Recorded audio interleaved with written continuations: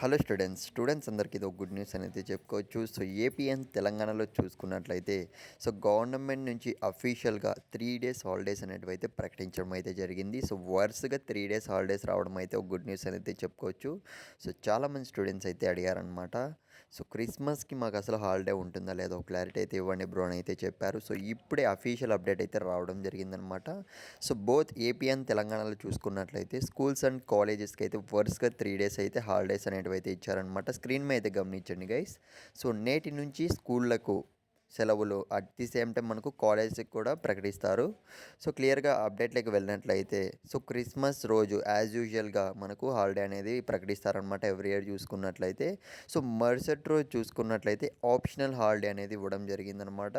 So కాలేజ్కి అయితే doubt కానీ స్కూల్స్కి అయితే పక్కాగా మనకు సో క్రిస్మస్ ముందు రోజు సో తర్వాత రోజు అయితే క్లియర్గా హాలిడే ఇస్తామని అయితే ప్రకటించేశారనమాట.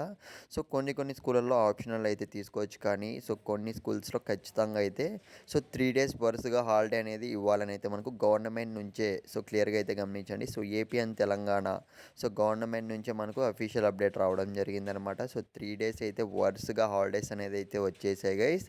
సో ప్రతి ఒక్కరు అయితే ఎంజాయ్ చేయండి. ఇకపోతే 10th క్లాస్ ఎగ్జామ్స్ అయితే దగ్గరికి వచ్చేస్తున్నాయి. సో ఎస్ఏ2 ఎగ్జామ్స్ క్వశ్చన్ పేపర్స్ కూడా మన ఛానల్లో వెంటనే పెడతాను. సో ఛానల్ సబ్స్క్రైబ్ చేసుకోండి.